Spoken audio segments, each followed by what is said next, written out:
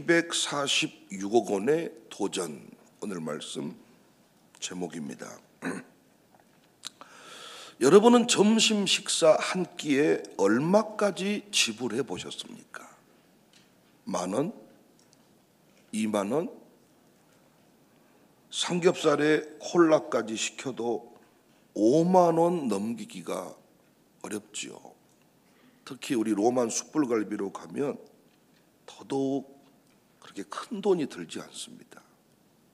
조금만 고기를 많이 시키면 남아서 싸가는 경우가 많습니다. 그런데 어느 날 한 사람이 점심 한 끼를 먹기 위해 무려 246억 원을 지불했다는 이야기를 본 적이 있습니다. 실화입니다. 그 점심의 주인공은 워렌 버핏입니다. 투자의 귀재로 불리는 그와 식사하며 대화할 수 있는 자선 경매였고, 그 마지막 점심 식사는 무려 246억 원의 낙찰이 되었습니다. 궁금하잖아요. 246억 원을 지불하고 워렌 버핏과 점심을 먹으면서 어떤 이야기를 주고받았는가? 알려진 바로는 정말 성공한 사람은 대부분의 것에 아니오라고 말할 줄 안다. 돈보다 사람을 사랑하라. 인생은 속도보다 방향이 중요하다. 이런 수준의 이야기를 나눴다는 겁니다. 필요한 조언이죠. 아니오를 잘해야 된다. 돈보다 사람을 사랑해라. 속도보다 방향이 중요하다.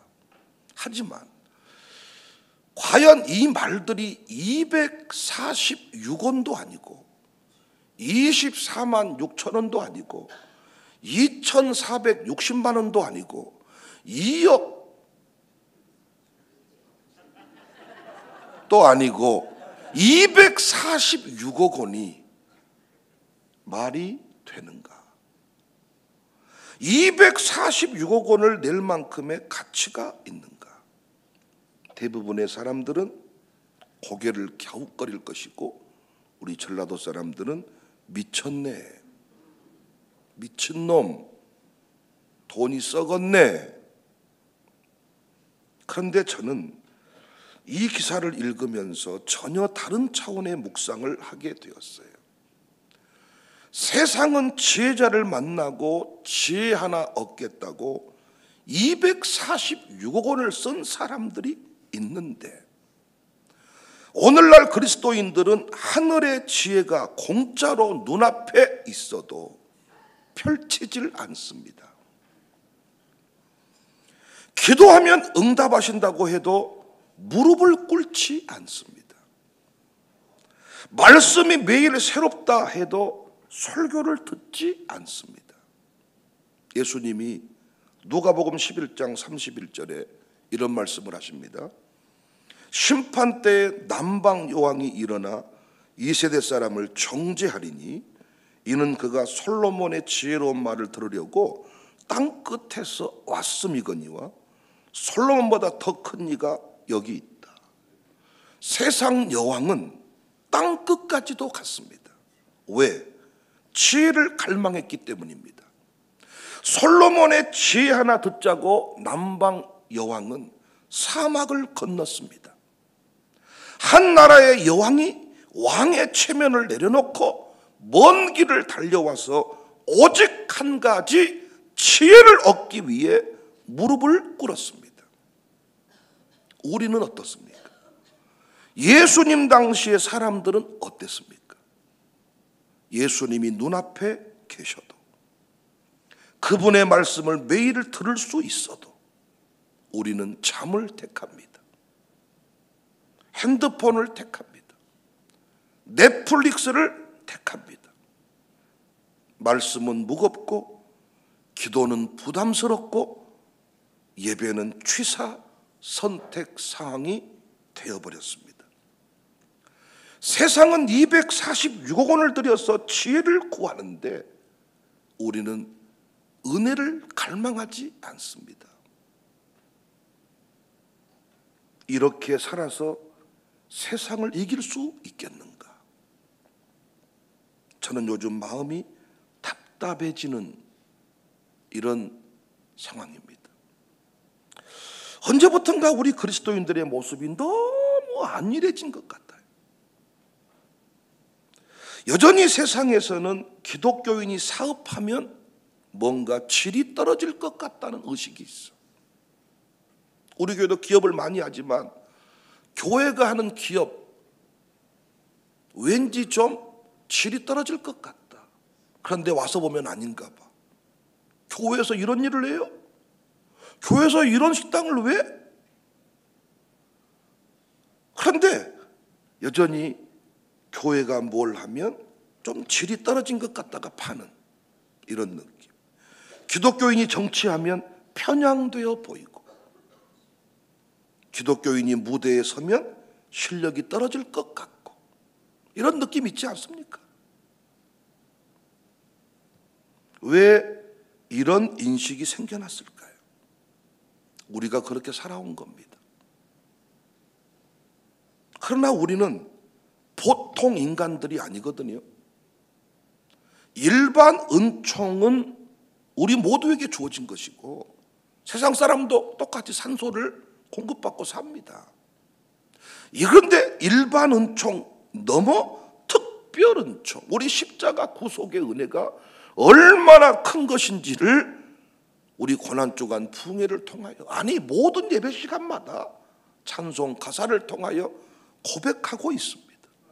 예수님 그리스도의 피로 값주고 사신 하나님의 자녀, 하나님의 비밀을 맡은 자들, 성령님의 능력이 내주하는 존재들. 성령님이 누굽니까? 삼위 하나님 아니십니까? 하나님이 우리 안에 거하시는데 세상보다 못해서야 되겠습니까? 우리 교회가 세운 기업이 세상 사람이 운영하는 기업을 못 이겨야 되겠냐고요. 그들이 새벽기도 합니까? 그들이 성령님을 합니까? 기껏해야 무당 발가락 잡고 인생의 미래를 알려달라고 몸부림치는 그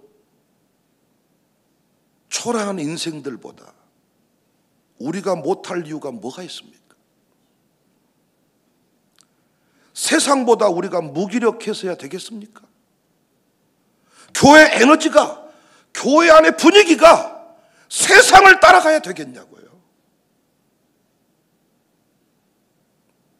세상의 기준보다 못한 자리에 우리가 서 있어야 되겠습니까? 예수님은 우리를 불쌍하게 살라고 부르신 게 아닙니다. 풍성하게, 능력 있게, 영향력 있게 살라고 부르셨습니다. 사랑하는 여러분, 저도 그리할 테니 여러분도 좀 기준을 높여주십시오. 기대를 좀 키워갑시다. 영적 야성을 좀 회복하십시다. 우리는 천국 백성이며 세상을 이길 자들입니다. 하나님 나라의 대사들입니다. 세상은 우리를 통해, 아멘할 준비하세요, 복음을 봐야 돼요. 세상은 우리를 통하여, 우리의 품격 있는 삶을 통하여, 우리의 정직함을 통하여, 우리의 열정을 통하여, 우리의 실력을 통하여 주님은 정말 부활하셨구나 인정할 수 있어야 됩니다. 사도 바울은 이렇게 말합니다. 고린도후서 6장 1절에 우리가 하나님과 함께 일하는 자로서 너희를 권하노니 하나님의 은혜를 헛되이 받지 말라. 은혜는 공짜지만 가벼운 게 아니라는 겁니다. 은혜는 공짜지만 가벼운 게 아니에요. 예수님 핏값입니다. 십자가 위에서 지불된 전 인류의 값입니다. 예수님이 말씀합니다. 요한복음 10장 1절에 내가 온 것은 생명을 주러 왔죠. 근데 온 것은 생명을 얻게 하고 풍성히 얻게 하려는 것이다. 겨우 살아남는 인생이 아니라 세상을 뚫고 변화시키라고 내가 너에게 생명을 주었다. 오늘 본문의 기자는 이렇게 말합니다. 7절. 지혜가 제일이니 지혜를 얻어라. 내가 얻은 모든 것을 가지고 명철을 얻을지니라. 빨간 펜이 있는 분은 여기 모든 것이라는 단어에 밑줄을 그었으면 좋겠어. 그리고 설교노트 쓰신 분들은 거기다가 아주 그냥 동그라미를 치고 당구장 표시를 15개 하세요. 콜 크니네카라고 하는데, 내가 가진 모든 소유, 모든 투자, 모든 에너지를 말해. 그러니까 시간, 정성, 눈물, 돈, 열정, 명예까지 다 써서라도 뭘 얻어라? 지혜를 얻어라. 세상은 그것을 얻기 위해 246억 원을 쓰는 사람이 있어요. 그런데 우리는 이 한 번의 예배를 위해 뭘 쓰십니까? 말씀 앞에 무릎을 꿇고 통곡해 본 적이 있으십니까? 아니면 대부분 겨우겨우 눈 뜨고 말씀 들으려고 목사가 뭐라고 하니까 오늘 또 욕 안 먹으려고 겨우겨우 설교 시간 30분 동안 눈뜨기를 위해 몸부림치는 수준이십니까? 아니면 말씀 앞에 정말로 찌릿찌릿한 감동을 느끼면서 통곡해 본 적이 있으십니까? 이 말씀을 놓치면 나는 망한다는 마음으로 달려온 적이 있으십니까? 아니면 항상 헐레벌떡 5분 늦게 15분 늦게 이렇게 오셨습니까? 우리는 자주 말합니다. 왜 요즘 은혜가 없어? 왜 기도 응답이 없을까? 왜 내 삶에 기적이 없을까? 왜 내 남편은 그럴까? 왜 내 아내는 그럴까? 왜 그럴까요? 모든 것을 가지고 명철을 얻겠다는 자세를 잃어버린 겁니다. 예수님이 오셔도 지각한 사람은 어찌할 방법이 없습니다.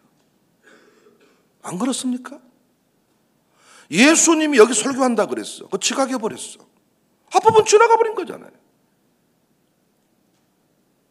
예수님이 오셨어. 30분 졸아버렸어. 끝나본 거 아닙니까?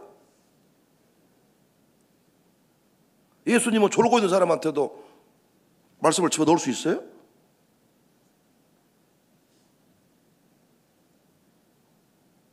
예수님은 고향 동네에서 기적을 행하지 못하셨습니다.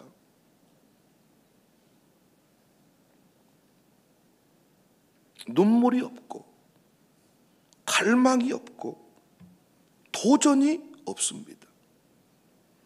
세상 사람들도 알고 있잖아요. 공짜 좋아하면 머리 벗겨진다는 것을. 그런 말 모르세요? 공짜 좋아하지 마라, 머리 벗겨진다. 그런 소리 한 번도 안 들어보셨어요? 공짜가 어디 있다냐? 공짜는 다 사기꾼들이어야. 어떻게 아버지의 결단 없이 가정의 행복이 시작된대요? 어떻게 먼저 믿은 부인의 눈물 없이 남편의 신앙 성숙을 이룬대요? 아들, 딸이 또라이 짓거리를 하는 것을 괴로워합니다. 그런데 그것을 고치겠다는 마음은 없습니다. 여러분은 TV에 어떤 프로그램에 나가서 아이의 인생의 문제를 해결하겠다고 공개적으로 CCTV 설치하고 상담받은 그 프로그램 안 보셨습니까? 제가 그 사람보다 못합니까? 그 사람보다 우리 유아스쿨이 못합니까? 그 사람이 내려놓은 처방이 진정한 처방입니까? 우리 교회 안에서 그보다 못한 상담이 이루어지나요? 참 많이 고쳤습니다. 지금도 고쳐야 될 아들, 딸들 많은데 왜 못 고치느냐? 부모가 움직이지 않기 때문입니다. 부모가 갈망이 없습니다. 부모가 모든 것을 다 내어놓고 내 아들, 딸 살릴 지혜를 구하겠다는 마음이 없습니다, 여러분. 지혜를 얻어라. 내 아들, 딸이 어떻게 하면 새로워질 것인가에 대해서 깨달음만 얻어도 우리는 그 돈이 아깝습니까? 내 아들, 딸이 지금 죽을 병에 걸렸는데 그 아이를 살리겠다고 하면 여러분은 그냥 죽게 내버려 둘 겁니까? 아니지 않습니까? 근데 지금 우리 아들, 딸들 중에 살아있지만 죽은 놈들이 많잖아요. 정상적으로 관계를 못 맺고 살아있지만 앞으로 미래가 불투명하고 어떤 부모님은 연놈 두고 내가 못 죽은다는 거예요. 그래서 나 죽을 때 너도 같이 죽어야 된다고 극단적인 말을 하는 분도 계셔. 왜? 내가 이 아이를 내 딸에게, 내 아들에게 취무로 줄 수가 없다는 거야. 장애를 가졌던, 어떤 지체장애를 가졌던 뭐 부족함이 있든지 간에. 그런데 그 아들, 딸들을 이 교회 안에서 고치겠다는 마음이 없습니다. 여러분, 기업의 성장이 TV에 나오는 뭐 1억 매출, 10억 매출, 대박 기업 막 TV에 나오는데 쉴 거 다 쉬고 놀 거 다 먹고 놀 거 다 놀고 대박이 터지는 거 봤습니까? 놀고 먹는데 목회가 되는 거 봤습니까? 헌신 없는 부흥 없어요. 결단 없는 열매 없어요. 양육사가 갈망하지 않은 채로 가정교회 식구들이 세워지는 거 봤습니까? 없습니다. 그렇게 세워지는 법은 없습니다. 저는 246억 원을 지불하고 워렌 버핏과 밥 한 끼를 먹겠다. 이 인생은 워렌 버핏이 엉터리여도 분명히 뭔가를 깨닫고 왔을 거다. 내 믿음대로 될지어다요.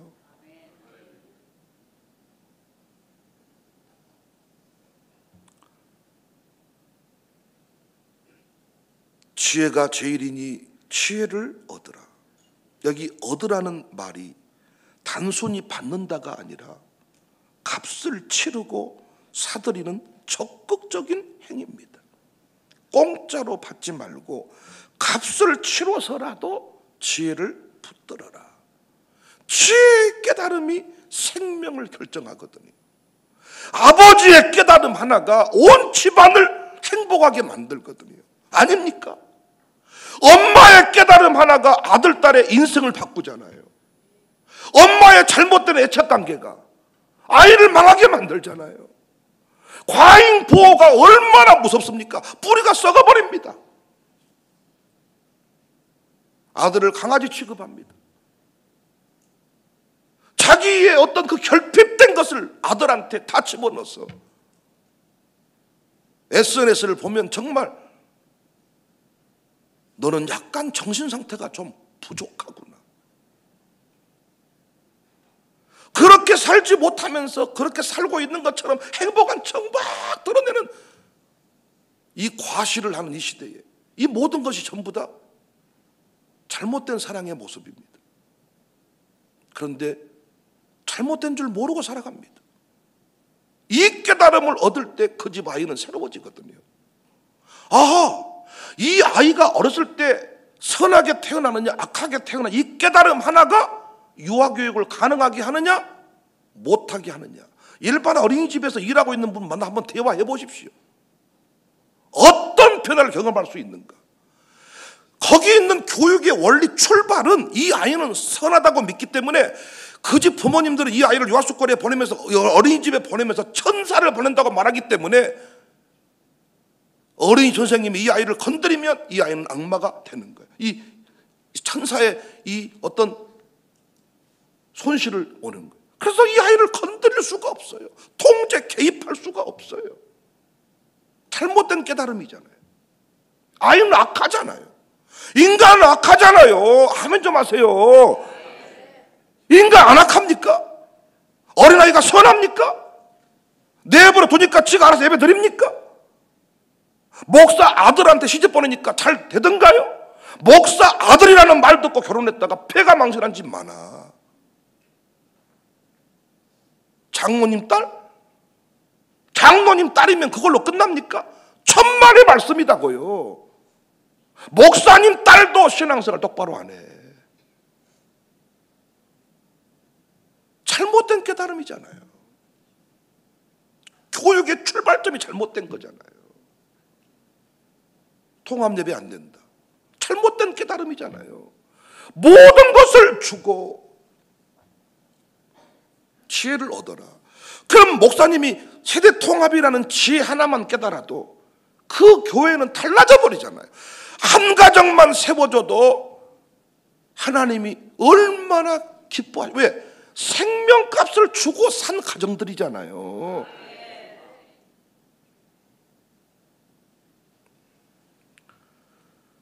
저는 최근에 열혈패를 만났습니다.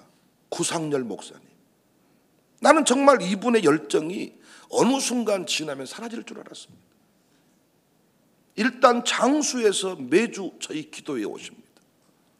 일본, 중국 전 세계 선교사로 다니시는데 선교지에 가서 제 설교를 한 편도 안 들은 적이 없습니다. 여러분은 제 SNS나 어떤 것에 반응이 별로 없으시지만 구상열 목사님은 설교를 정확하게 듣고 정확하게 그 부분에 관하여 말씀 나눔을 합니다. 지난주에는 저에게 오실 때 화단에 있는 철쭉을 뽑아 오셨는지 철쭉을 화분에 담아서 가져오셨더라고요. 시골에서 목회하시니까 대단한 걸 드릴 수는 없지만 꽃이 너무 예쁘셨다는 거예요. 그래서 그대로 삽으로 그 시골의 그 흙 그대로 화분에 들어있더라고요. 제가 웰컴센터 갖다 놓으라 그랬습니다. 그분이 그런 말씀하십니다. 목사님, 내가 세계적으로 부흥회를 많이 다녔는데 목사님을 조금만 더 일찍 만났으면 제가 좋았겠습니다. 참 청사교회 교인이 부럽습니다. 여러분은 과연 이곳에 신앙생활 하시는 것에 관한 긍지, 아니 감사의 제목은 있으신가요? 여러분 원래 이렇게 사셨나요? 원래 이렇게 가족 단위로 예배드리셨고 부부간에 사랑하며 사셨고 이렇게 아이를 이렇게 새벽 예배까지 이렇게 키울 수 있는 집안의 분위기셨나요? 깨달은 지혜 하나가 우리 인생을 바꿨거든요. 인생 한 번 살다 가는데 부부 관계가 우리 교회만큼 소통이 잘 됩니까? 대부분의 집 보니까 전부 각방 쓰더라고요. 그리고 갈등이 생겨 극복 못 하더라고요. 다 딴주머니 차고 살더라고요. 남편 번 돈 남편이 쓰고 부인 번 돈 부인이 쓰고 또 각자 사랑하는 사람이 따로 있더라고요. 그것이 문화더라고요. 가정은 이렇게 이루어놓고 남편이 사랑하는 여인이 따로 있고 부인이 사랑하는 남자가 따로 있고 그게 세상의 문화 모습입니다. 그런데 우리 지혜를 깨달았습니다. 청사교회 등록이 쉽지 않았습니다. 진짜 많은 것들을 희생시켰습니다. 많은 것들을 지불했습니다. 그래서 그 깨달음을 얻었습니다. 후회하십니까? 그 많은 것을 지불하고 청사교회 등록교인이 된 거 후회하시냐고요. 샬롬 스쿨 입학도 그냥 이루어지지 않았습니다. 말씀 그대로 모든 것을 드려 지혜를 얻어라. 후회하시냐고요. 난 이 시대의 교육을 볼 때 통탄합니다. 어떻게 모든 아이를 다 공부를 시키냐고요. 어떻게 모든 아이를 다 학원 보내냐고요. 왜 어떻게 모든 아이를 다 국어, 영어, 수학, 사회, 과학이라는 과목 안에 다 때려치워 넣어버리냐고요. 그렇게 만들지 않았는데.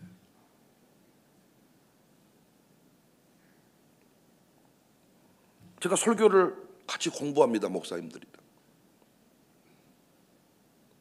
솔직히 답답합니다. 국어를 모르는 분들도 아니신데 대학원까지 졸업하신 분들인데 제가 A4지 아니 그 P5 용지 2페이지를 이렇게 채워봅시다 하는데 지금도 못 채운 분들이 많습니다. 왜 그럴까요? 열정이 없습니다. 한 달에 한 번 설교 한 편씩 내라 했더니 그건 내기 급급합니다. 모든 것을 다 써서 배우지 않습니다. 왜 그럴까요? 설교 한 편이 교회를 바꿀 수 있다고 믿지 않는 거죠. 근데 지혜가, 깨달은 지혜가 교회 역사를 바꾸잖아요.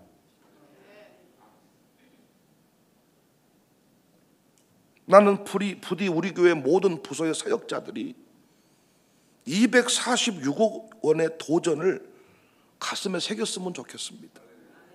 여러분이 저랑 세계를 다니자고 할 때 형편 좋아서 가셨습니까? 지금도 우리가 놀기에는 동남아가 좋아요. 여러분이 우리 수준에서 유럽 가기가 쉽습니까? 미국 가기가 쉬웠습니까? 근데 빚내서 미국 갔다 오니까 여러분 인생에 어둠이 오던가요? 지금 그때 미국을 안 갔어야 되는데 그때 미국 한번 갔다 와서 내 인생이 내리막길이야. 혹시 이런 생각이시나요? 200~300만 원짜리 비행기 티켓을 사서 비행기만 타고 갔다 와도 인생 수준이 달라집니다. 저가 여행, 저가 패키지 여행 좋습니다. 그런데 여러분, 저가가 줄 수 없는 또 다른 가치를 우리는 고가의 경비를 지불하면서 깨달은 것들이 많지 않습니까? 비행기가 이륙할 때 깨달은 그 하나가 내 인생을 바꾸지 않았습니까? 이야, 내가 왜 이제야 비행기를 탔을까? 우리 교회 늘 함께 예배하시는 배송교 장로님, 어제도 저보고 차 마시면서 목사님 7월 달에 미국 집회 간다는 말씀을 들었습니다. 근데 저희 부부는 참 부러운 게 별로 없는데 해외를 못 가봤습니다. 저만 성지순례를 가보고 제 부인은 해외를 가본 적이 없습니다. 그런데 청사교인들 만나 얘기를 들어보고 한계장로님 얘기 들어봤더니 안 가본 동네가 없으시네요. 그래서 7월달 LA 집회 가실 때라도 저희 부부가 좀 동행하면 안 되겠습니까? 그러면서 하시는 말씀이 젊어서 여행을 다녀야 되는데 왜? 여러분 비행기 20시간, 14시간씩 못 합니다. 비행기 안에서요 체력이 고갈돼 버립니다. 그러면 여러분 그곳에 가셔서 유럽, 미국은 주로 땅덩어리가 크기 때문에 많이 걷습니다. 도가니가 이미 다 닳아져서 안 됩니다. 그리고 음식을 많이 못 먹기 때문에 체력이 딸려서 아픕니다. 또 누군가가 젊은 날 억지로라도 모가지를 끌고 비행기에 태웠더라면 갔을 건데, 유학은 여러분 보낼 수 있으셨나요? 교회가 명령하듯이 유학 보내자 하지 않았으면 유학을 보낼 수 있었겠냐고요. 형편으로 보면. 그렇게 유학 보내고 나니까 후회스럽습니까? 현욱이 벌써 졸업한다네요. 두 부부에게 묻고 싶어요. 유학 보내는 걸 땅을 치고 통곡하고 싶냐? 아마 졸업식 날 두 부부가 현욱이 모자 뺏어 쓰고 사진 찍을 겁니다. 그때는 그것이 정말로 필요한 일인가? 못한데 내가 이런 일을 했을까라고 할 때가 많지만 지혜자와 동행하면서 갈 수 없었던 길을 갈 때 우리는 수준이 다른 고백들을 하게 됩니다. 청사교회 일터 선교사들이 놀 것 다 놀고 쉴 것 다 쉬고 돈이 벌어집니까? 정말 여러분은 세상 기업을 이길 마음은 있으십니까? 가정교회 양육사들이요. 여러분이 문자 한 통 띠릭 보내고 그 영혼들이 새벽에 나옵니까? 그냥 말로 기분 나쁘다고 너 새벽에 나와야 된다 한마디 하면 새벽에 그냥 쭉 나와집니까 이게? 아니지 않습니까? 제가 목회해 보니까 목사의 장기가 썩어야 교회가 부흥합니다. 목사가 사지 멀쩡한 채로 얼굴 번질번질해서 교회가 부흥하는 법은 단 한 교회도 없었습니다. 단 한 교회도. 머리가 빠지든지 어디 간이 붓든지 위장이 썩든지 많은 분들이 건강관리 잘해야 목회 똑바로 한다지만 내 건강, 내 몸에 좋은 거 다 챙겨 먹고 어떻게 교회를 살릴 수 있답니까? 양육사님들이요, 여러분 먹을 거 다 먹고 가정교회 식구 살리기가 됩니까? 나는 못 먹어도 가정교회한테 베풀 때가 많지 않습니까? 내 새끼한테 못 준 돈을 가정교회 식구들 줄 때가 많지 않습니까? 하물며 목사이겠습니까? 여러분, 저는 도전받았습니다. 우리 교회는 그래도 정말입니다. 한 영혼 살릴 때 몇십억을 쓰는 교회입니다. 광주에 저는 없는 일이라고 생각해요. 광주에 없는 일이라고 생각이 되는데, 난 여러분과 제가 앞으로 인생을 살아가면서 246억 원의 도전, 아니 300억 원을 써서라도 내 아들, 딸 살릴 수 있는 길이 있다면 나는 그 길을 가겠다. 그래서 그 깨달음 하나가 역사를 바꿉니다. 우리 교회 기업 중에 한 사람만 깨우침을 얻어도 그 기업이 다 먹여 살릴 수 있습니다. 우리 교회 실업인 사역회가 있는데 그 실업인 중에 한 사람만 깨우침을 얻어도 역사는 달라지는 겁니다. 우리는 세상을 넘어서야 돼요. 세상만 또 못한 인생이 되면 안 돼요. 우리가 어떤 노래를 만들면 그 노래는 세상을 넘어설 수 있는 노래여야 됩니다. 아멘 좀 크게 하십시다. 우리가 식당을 하면 그 식당은 세상에 없는 식당이 돼야 됩니다. 단순히 똑같은 갈비를 팔고 연어를 파는 식당이 아니라 연어인데 다른 연어, 세상이 줄 수 없는 그 무엇을 주는 연어. 우리 샬롬도 마찬가지 아니겠습니까? 우리는 세상이 주는 교육을 하지 않기 때문에 이미 샬롬의 가치는 유일한 가치가 되어버렸습니다. 세상에 없는 학교가 되어버렸습니다. 우리 교회도 마찬가지입니다. 세상에 가는 길로 가지 아니하니까 우리 교회가 바로 그 교회가 됐습니다. 세상 사람들이, 모든 목사님들이 하라는 대로 했으면 저도 동네 아저씨 중에 한 사람입니다. 그런데 우리 교회는 그렇게 하지 않았습니다. 깨달음을 얻기 위해 우리는 정말 장로님들하고 우리가 빚을 내서 세계를 보아야 된다. 빚을 내서 세계를 보았습니다. 보니까 우리가 달라졌습니다. 안 그랬으면 우리 둘이 싸우다가 끝났을 겁니다. 벌써. 여러분도 마찬가지. 앞으로도 우리는 계속 성장을 해야 됩니다.